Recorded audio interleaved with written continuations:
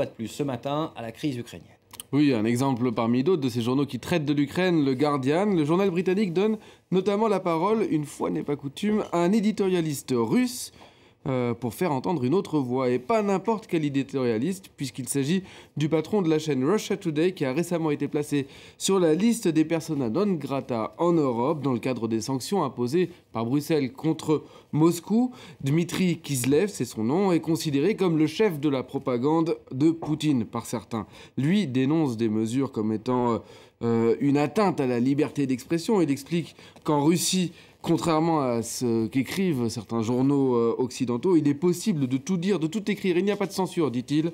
Et selon lui, son exemple, l'exemple du fait qu'il ne puisse pas se rendre en Europe, montre bien qu'il n'en est pas de même chez nous en Europe. Une chose est sûre, c'est qu'il aura, lui, pu s'exprimer dans le Guardian, journal européen. On continue à parler de la crise ukrainienne avec ces milices qui inquiètent le gouvernement de Kiev. Oui, vous savez, ces groupes d'autodéfense que l'on voyait contre la police russe, pro-russe, durant les semaines de révolution, et bien désormais, selon le Wall Street Journal, elles représentent une inquiétude pour le gouvernement de Kiev qui cherche à les désarmer. Le quotidien fait notamment le portrait d'un jeune révolutionnaire de 25 ans. Chez lui, il garde tout un arsenal, des battes de baseball, des matraques en métal, mais aussi des armes à feu de sniper et des grenades. Officiellement, il devrait les rendre, selon une note du gouvernement, mais comme d'autres activistes, il préfère les garder pour s'assurer d'une part du bon déroulement de l'élection présidentielle à venir le 25 mai prochain, mais aussi pour chasser les voleurs et pour faire le travail d'une police qu'il juge incompétente. Ces hommes armés viennent de divers horizons, de divers groupes, parfois très radicaux. Et ce à propos dans The Independent, l'éditorialiste demande à l'Europe de se soucier justement des problèmes internes en Ukraine. Oui, plutôt que de s'opposer à la Russie et à Poutine, l'Europe devrait surtout mettre la pression sur Kiev pour que ces élections, justement, se passent bien. Il y a une réunion sûrement la semaine prochaine entre les Russes et les Occidentaux et Américains. L'Europe ne devrait pas faire l'erreur et choisir entre l'Ukraine et la Russie, mais plutôt vraiment se diriger vers Kiev et leur demander de prendre une voie de démocratie et de croissance économique, conclut le quotidien. En tout cas, il y en a un que cette crise de début d'année n'arrange pas, c'est Barack Obama. Et oui, c'est Barack Obama qui lui, se voyait bien en 2014 draguer l'Asie, essayer de conclure de juteux contrats, comme on le voit sur ce dessin. Il n'avait pas prévu que Vladimir Poutine allait pouvoir interrompre cette lune de miel et montrer ses muscles, comme on le voit. Comme quoi, en matière de politique étrangère, on n'est jamais à l'abri d'une surprise. On parle d'Asie, justement, avec les élections en Inde qui se poursuivent.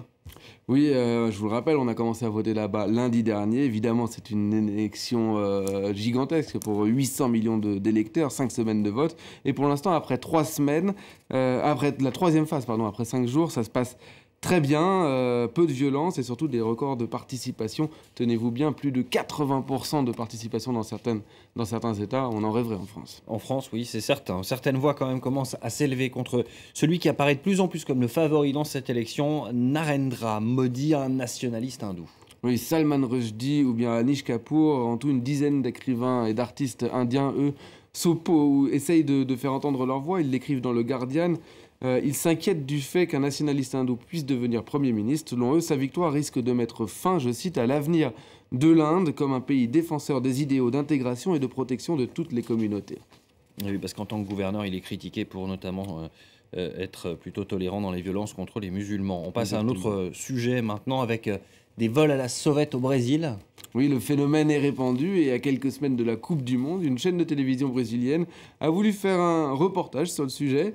L'histoire est rapportée par le site slate.com. Eh bien, le journaliste, vous allez le voir, n'a pas été déçu puisqu'on a vu ces images. Voilà, on voit que pendant une pleine interview, quelqu'un arrache un collier à la femme interviewée.